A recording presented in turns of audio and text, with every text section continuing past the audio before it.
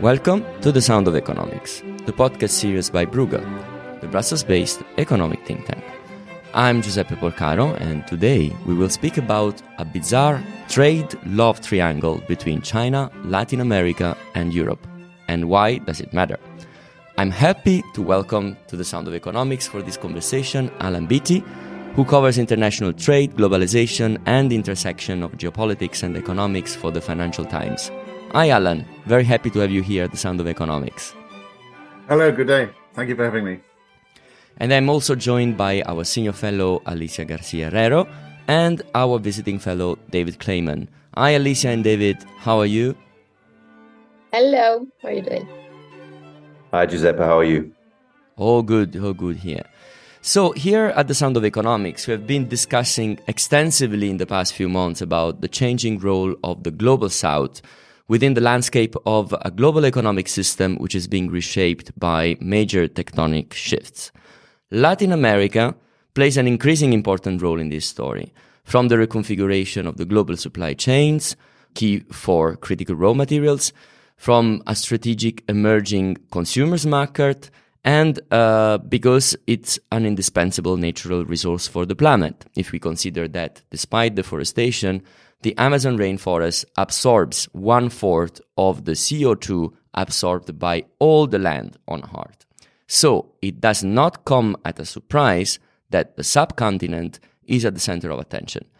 I've spoken of a bizarre love triangle as a theme for this episode because Latin American states are definitely flirting with and being flirted by China and the European Union at the same time.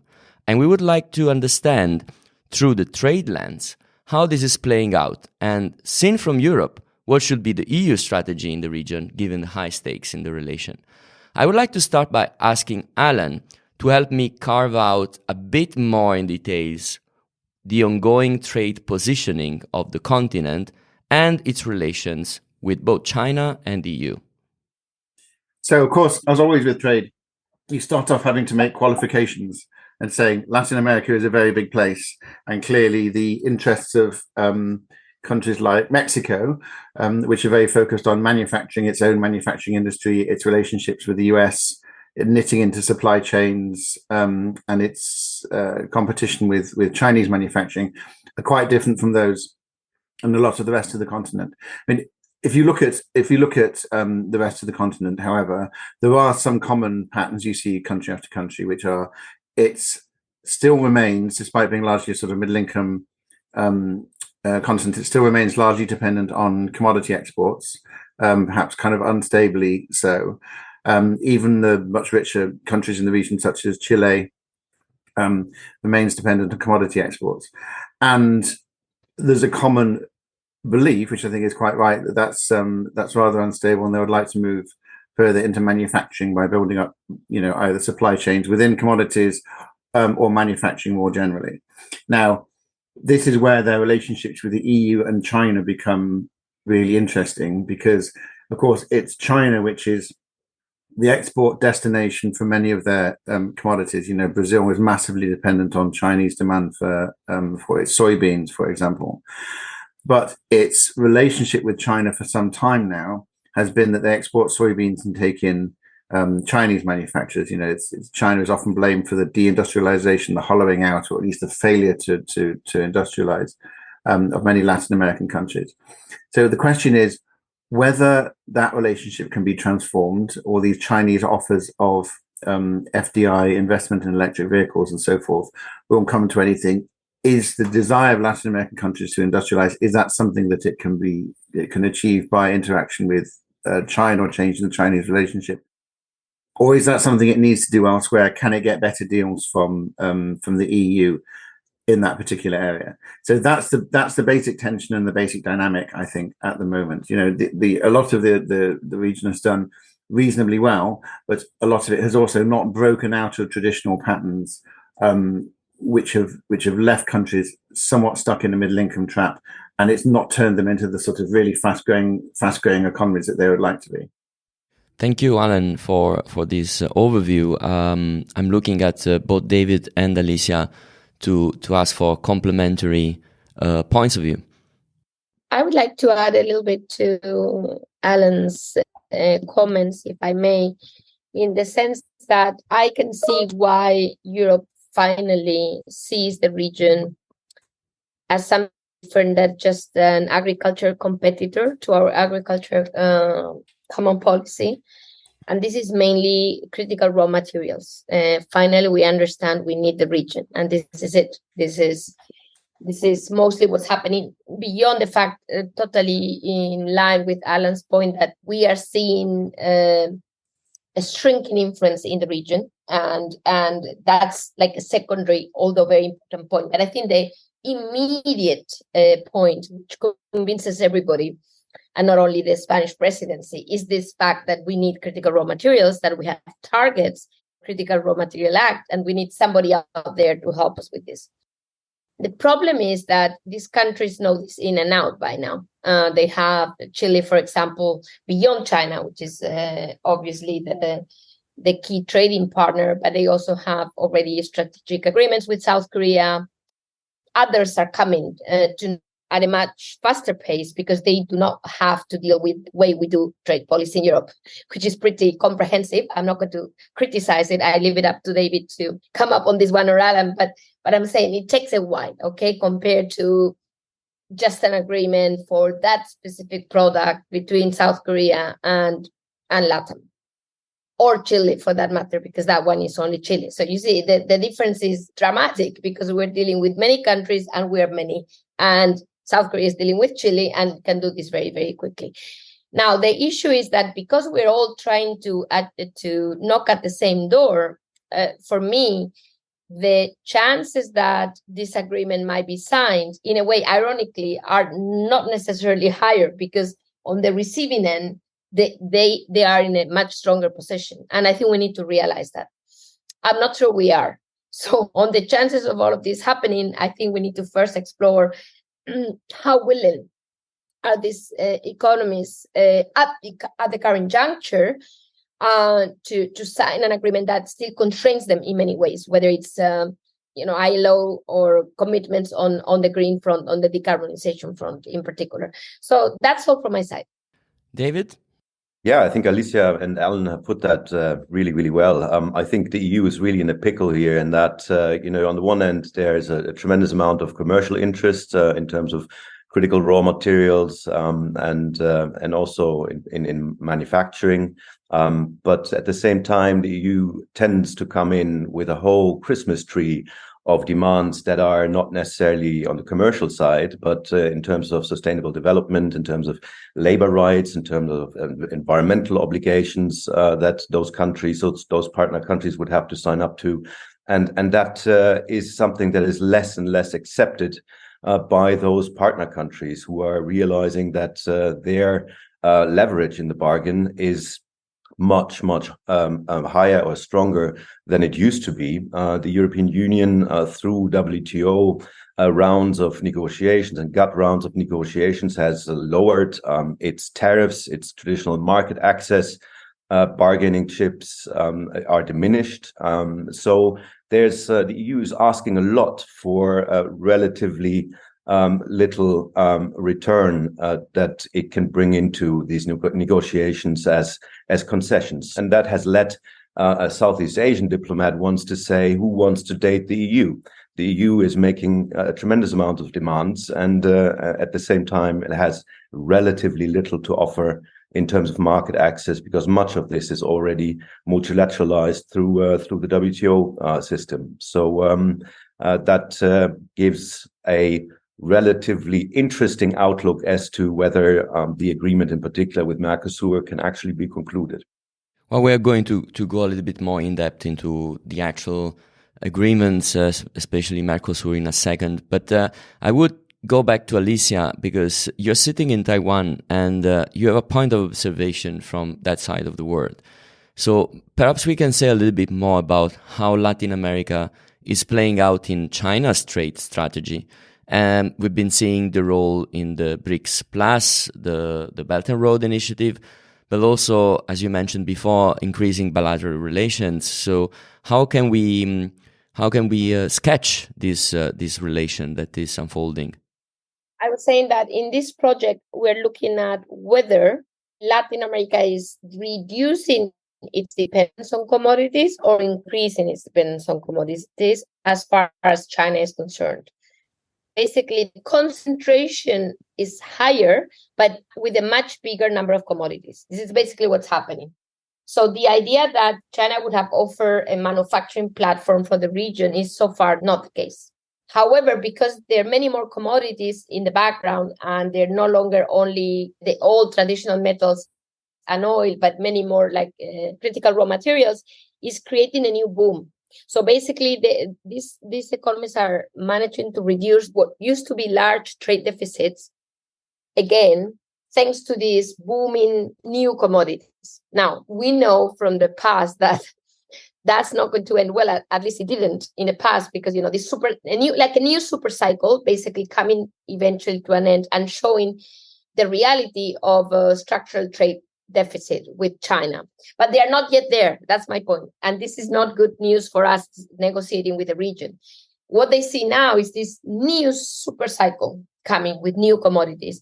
And I think this is something that we will need to realize when negotiating with the region, our Mercosur agreement, if we really think through their situation now, which is much better than we may have thought.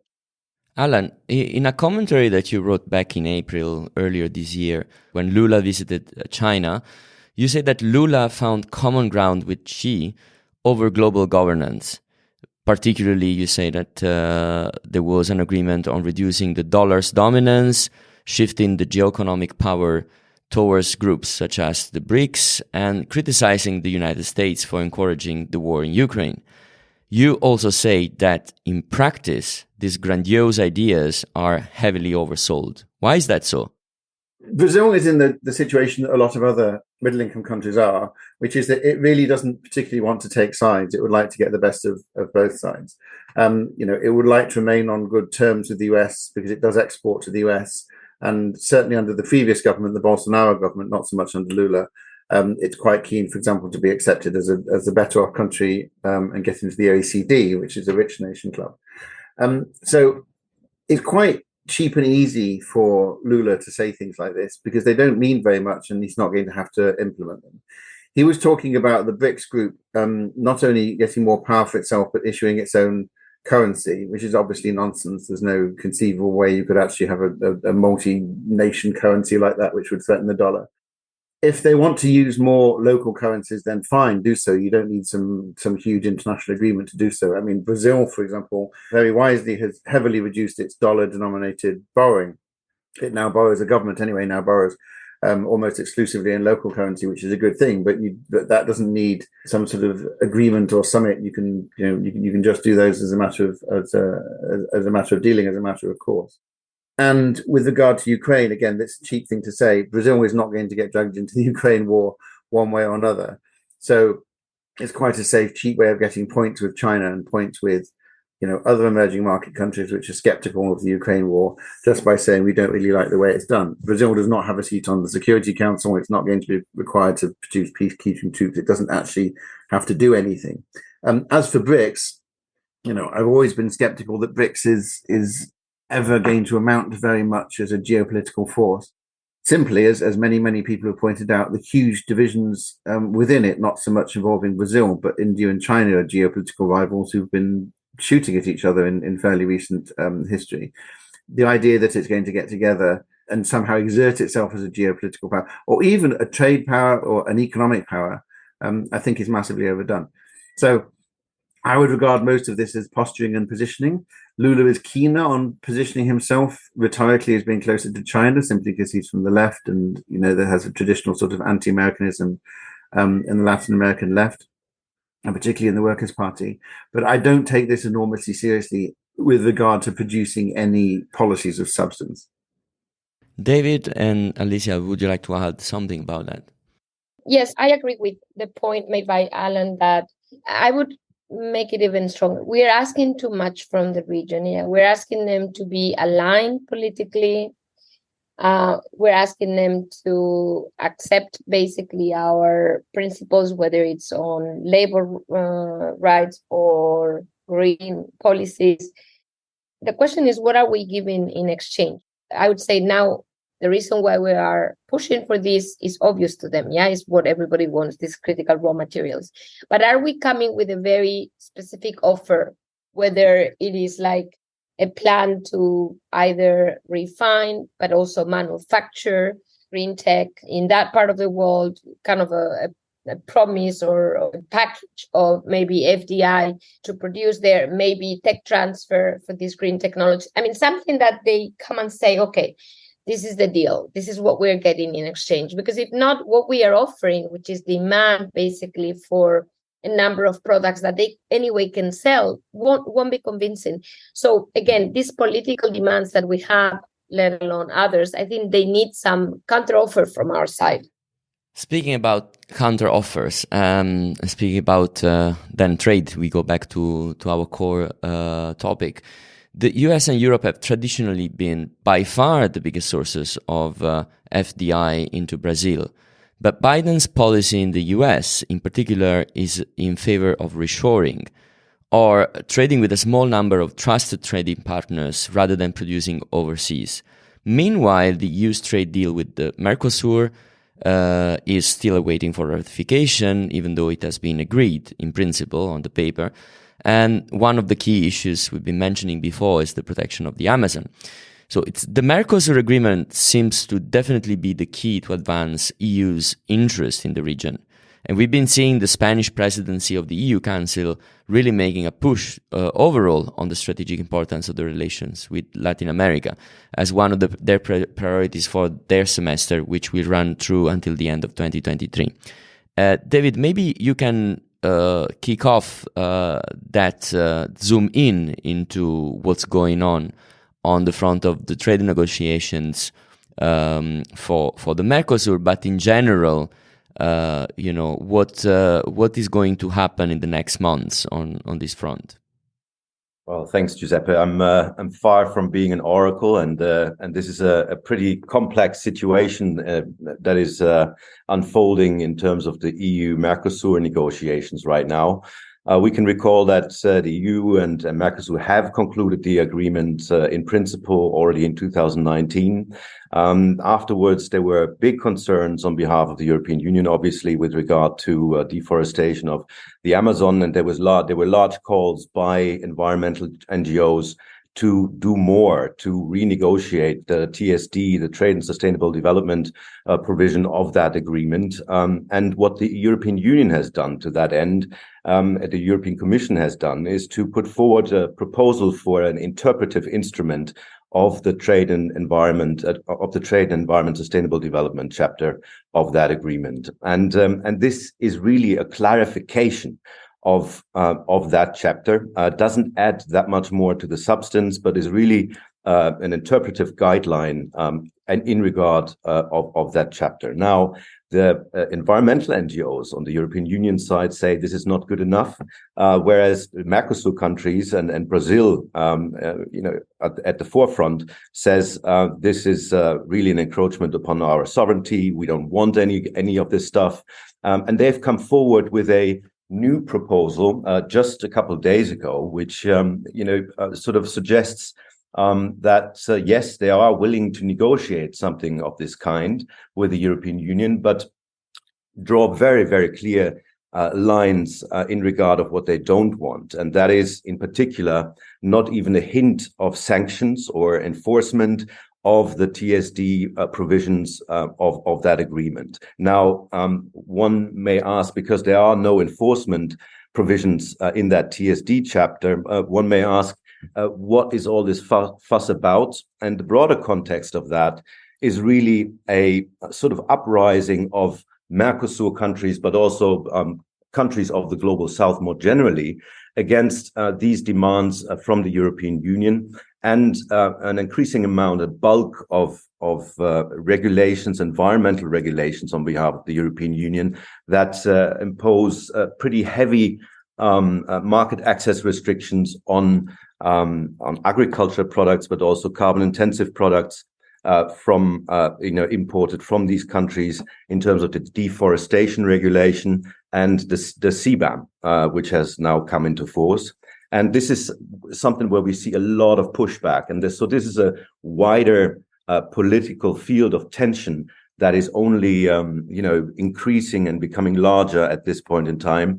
And we really have to see how the political posturing that we see right now is unfolding in terms of actual negotiations, in terms of whether they can come to a final conclusion of the agreement anytime soon. It is relatively clear that all countries involved and the European Union, by and large, including that, want this agreement. But there are complications that in the field of trade and environment that make a conclusion rather difficult. Lula has asked for a summit of the heads of state to negotiate this before the end of this year. So we'll have to see what comes out of that. So it's a space to watch. Alan, would you like to add something? I mean, on especially on these environmental clauses that are causing friction. Definitely we should recall the fact that Lula has been also elected on a platform that was going to switch the direction of the previous government in Brazil towards more environmentally friendly and / protection of the Amazon and so on. This has been quite a big topic in his campaign, right? He has, but I think from his perspective, there's a very different thing of Brazil choosing to protect the Amazon and Brazil being dictated to by other countries, particularly rich countries, exactly the way they should do it. On top of Mercosur itself, there's a deforestation initiative which the EU has brought in, where it will require various crops not to have been grown on land that's been recently deforested. Now, I recently saw a letter from a whole bunch of countries, including Brazil, not just from Latin America either, complaining about this. And part of the issue here is just, I think it's the casualness with which the EU, or with which they see the EU making up these rules and sort of imposing them on them, such that with the deforestation regulation, you need to have geolocation, geomapping to show what area was forested in recent years and what area is still forested now. These are all complicated, expensive things to do. And as far as they're concerned, it just appears that they're just being asked to jump and jump again at the whim of someone in Brussels. And this is not something that signing Mercosur will get them out of either. So I think that's their issue. The issue is with the arbitrariness of it and the idea of being dictated to as much as anything. But from the EU's perspective, I think one of its problems is that it is adding more and more targets that it's trying to achieve with trade policy, while not actually adding more instruments. The old thing that you should have one instrument per target. I mean, when Mercosur has been negotiated for 2 decades, to begin with, it was quite simple. It took a long time, but it was a cars for beef deal, right? Germany exports its cars to Brazil, and Brazil gets some more of its beef into the EU. Not only has that market access agenda become much more complicated, but also these other things have been overlaid on top of it, particularly to do with the environment. And also more recently, I think the geopolitical aspect of EU trade has become more important as the EU has tried to make itself into a geopolitical player. And one of the reasons that Spain is trying to push this forward during its presidency of the Council is, of course, Spain's relationship with Latin America, not just its economic relationship, but its sort of historical and strategic relationship with Latin America. And so you have these sort of cross-cutting incentives. Some people in the EU would love to do a deal with Latin America because they like the idea of the EU having this footprint in certain middle-income countries, low and middle-income countries, that others don't. There is no US deal, for example, with Latin America. So there's that incentive to do it. There's also the market access incentive to do it for cars and so forth. Then again, there's this also very strong and increasingly strong environmental motive, which pushes against doing it. So really, it's quite difficult negotiating with the EU, and all governments and all countries have contradictions, but it's become increasingly difficult negotiating with the EU because you have increasingly strong and increasingly conflicting motives when it comes to actually signing a trade deal. If I may, I think that this fatigue, this slowing down, you're saying this difficulty to negotiate with the EU somehow highlights a fatigue in what once was considered one of the most successful tools of Brussels' global influence, which is the regulatory power. also known as the Brussels effect. How do you think the EU should rethink its toolbox in order to keep its relevance in this case? And this is a question I jump to you because you just highlighting this, but obviously I would like to hear Alicia and David as well. I mean, this is the obvious way of doing it. Obviously, trade deals are the obvious way of doing the environment, as well as things like product regulations. That countries have to adhere to particular product regulations in order to sell into the EU. But they are clumsy and invasive ways to do it. So if the EU is really going to concern itself with deforestation in middle income countries, this is pretty much the most logical way to do it. It's pulling on the most logical lever that it has. The question is less, is this the most logical way to do it, as is this really something it wants to prioritize? Does it actually think it will make an effect, or will it simply mean that there are no trade deals with this country? There's less trade with these countries, and these countries will be alienated. So I think it's much more fundamental question than whether this is the best way to do it.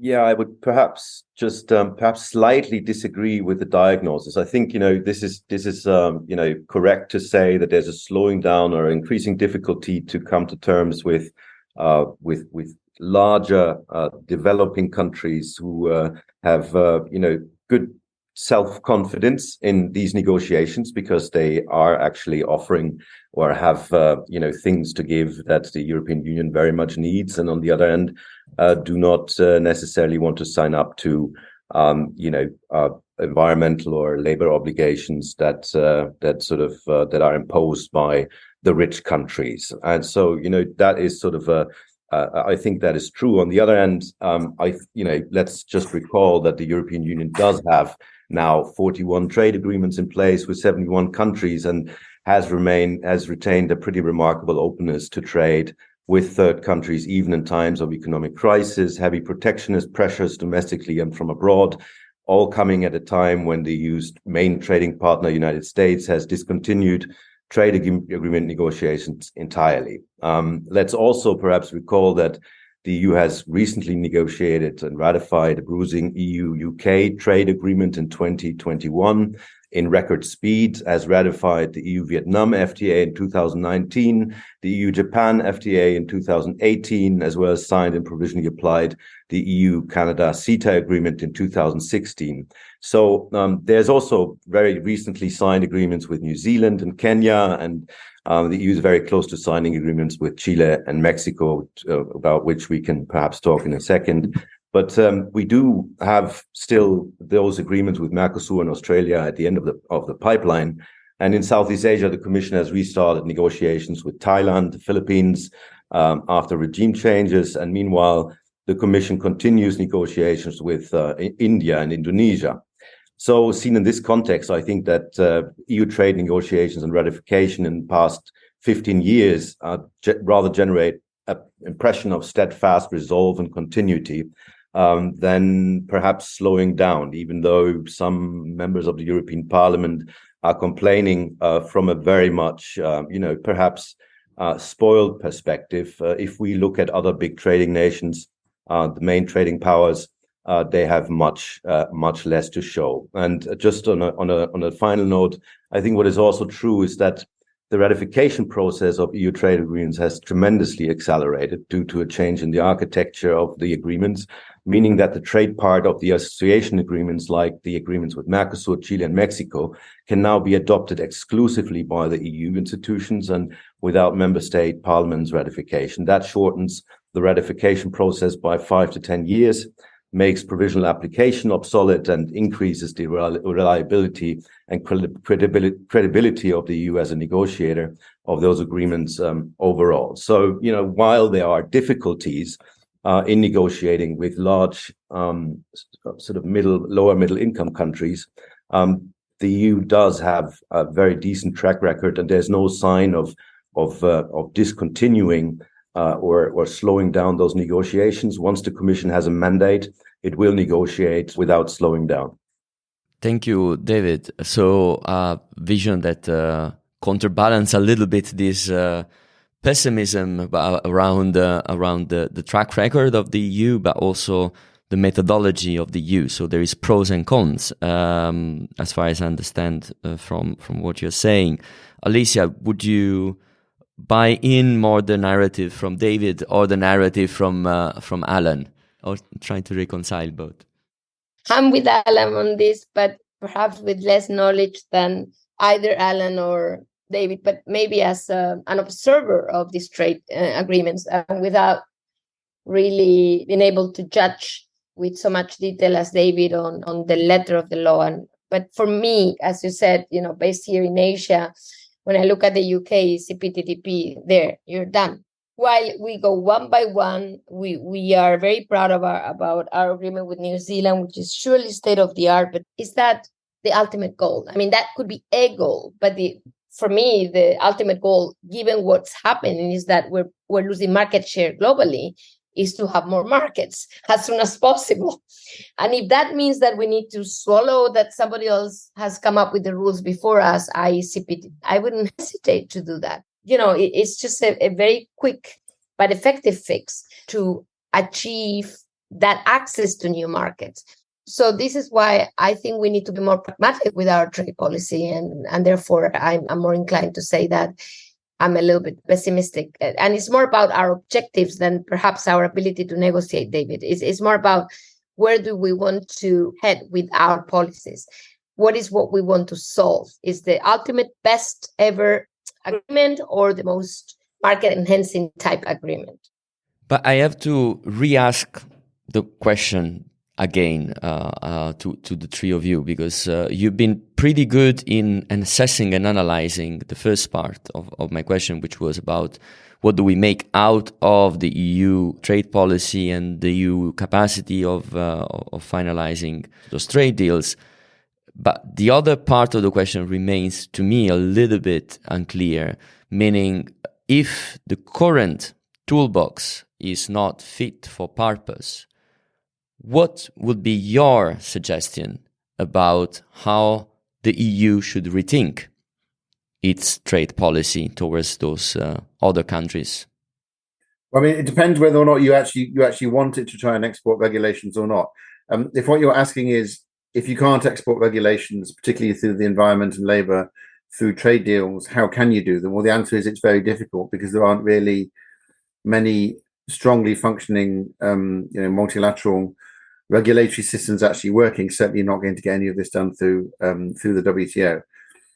So if you do want to do that, then trade preferences one way or another, or rules like the deforestation regulation, which play directly on trade, are the way to do it. The question is, if you don't want to do that, and then you can go back to a more minimal role for trade, then it will be easier to get things done. I mean, just to respond to David, it's true, that the EU trade policy is continually written off. It's running out of parts of the world where there's actual genuine market access to be had. And as David knows, there's even some debate about whether it was even worth doing trade deals with the likes of New Zealand, because the markets are so small. Mercosur is a massive test case, because Mercosur is one of the really big, untouched, as it were, parts of the world economy and the world trading system where there isn't a preferential deal in place. If the EU cannot get this Mercosur deal through, it would appear to me that there is some issue with its model, that it is trying to do too much, that it is, and this is quite a recent thing. We're talking about the last couple of years here. We're not talking about the last decade. These extra issues to do with the environment and forced labor and so forth have actually come up very strongly in the last couple of years. If it cannot get Mercosur through, I do think that tells you something about how the EU is trying to do too much. It either needs to accept it's not going to sign big trade deals with middle-income countries like Brazil and with Mercosur, or it needs to shave down its ambition and recognize it is not going to be able to export environmental regulations, as easily as in the past it exported product market regulations to do with cars and chemicals and so forth. Alicia? Yes, I would say that I don't know what the EU should be doing because it's a very complex thing. I mean, do we want to give up on our ability to regulate just for a quick fix? And most people would say a quick fix is never a good thing. These are long-term agreements. I understand all of that, but can we find something in between? Can we find something that is a quick fix but doesn't deter our ability to regulate some kind of less comprehensive and therefore serious, if I may say, type of agreement to a very specific kit which deals with the problem we have here. I wonder whether we want to move to doing fast rather than only aiming at regulating. But that's all from my side. Thank you. And because we are going towards the end of this episode, and I know David has been the only one who actually proposed that the current toolbox maybe is not that bad. Perhaps you want to add some final reflections on all this before we move on towards saying goodbye. Sure. Just to say, perhaps that I of course agree with Alan and Alicia that the demand of environmental standards and labor, etc., does create this strong field of tension, and really makes for the test of whether the current model that the EU is driving will succeed eventually or not. I think nevertheless that Mercosur and the EU are relatively close on coming to an agreement, and may still do so before the end of the year. I think that the differences in terms of substance on the interpretive instrument that the EU has suggested and the Mercosur countries have not responded to is that the difference is relatively narrow. It really is about the sort of a political stance on behalf of the Mercosur countries to reject that instrument, but tie that and link that to a rejection of the regulatory instrument in terms of mostly deforestation, in some extent also CBAM. And when it comes to those two regulations, I think one key element for the EU really to look at more deeply and thoroughly is aid to economic operators in lower middle income countries to better to provide for greater policy coherence in terms of those regulations, and aid assistance to small and medium enterprises in those countries that can alleviate some of the compliance costs that those operators have to afford. And those instruments will be more legitimate if a greater effort is put forward in terms of assistance. So that may help in the future. Thank you, David. I don't want to reopen the Pandora box of the questions, but basically, if I understand from what you're saying, there is also an issue about perception within these trade negotiations with those countries, and perception of the EU coming with pre-cooked kind of solutions. And then again, I want to go back to the issue that here is speaking about environmental protection, and it might be that the details are not shared, but at least on some of those countries, there is definitely a platform of like-minded political orientation about saving the planet and about doing something for this. I wonder. I'm no expert on the topic, but I wonder if there isn't also the need, perhaps, to not just simply to review the kind of rules that are being negotiated, but basically from the EU side, review and negotiate together with the countries they want to reach an agreement on reconsideration or re-speaking about the methodology, the different requests, or like the actual agreement comes to place in order to reach something that is considered and perceived more equal on both sides. What can be done on this regard? Because I think this is something that doesn't only concern Mercosur, but concerns the overall attitude of the European Union towards the global south, and specifically on trade matters, because trade is where the EU has more tools and teeth that can actually make a difference on. It can adjust the substance quite quickly if it just wants to change demands that it makes in trade talks. So, for example, as David said, it's recently updated an existing agreement with Chile. Now, one thing Chile wanted to do, rather than just being a supplier of raw lithium, because it's a massive lithium exporter to the world, was develop its own lithium processing industry, its own part of the sort of manufacturing and the value added. Now, the traditional EU FTA template, or the current EU FTA template, doesn't allow for very much of that. It says you have to sell raw materials to the EU or onto the world market as the same price you sell to domestic producers, for example. That was something that Chile objected to, and it found some allies within the EU, some particular member states, the Greens, for example, in Germany and so on, pushed back on this. And in fact, it wasn't a massive concession, it wasn't a massive change, but there is some provision in the new EU-Chile deal for Chile to sell the raw material of lithium to its domestic lithium processors at a lower price than it sells onto the world market. It didn't take a lot of doing. I have no idea how much difference it will make in practice. I suspect not a huge amount.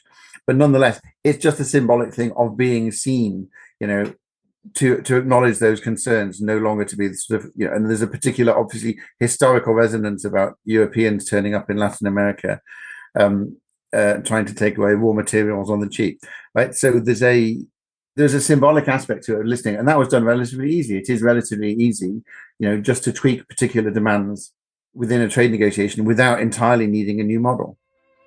So that maybe could be one aspect going in the direction of what Alicia says, maybe finding some quick fixes without losing the bigger picture and without losing everything. I just wanted to end the podcast on a slightly positive note that actually things can, that we can work out some solutions in a way or another if there is the political will to do so, even though recognizing that this is a very, very complex issue and that we could spend much more time discussing about it, because we just touched the surface of a lot of the things that we discussed today, but that unfortunately this is all the time we have for this episode. And I would like to thank everyone for joining this conversation and to remind our listeners that, as usual, you can read in open access all the analysis by our scholars on our website www.bruegel.org. Alan, Alicia, David, thanks a lot for joining us today, and thanks to our listeners for following us. Until next time, bye-bye.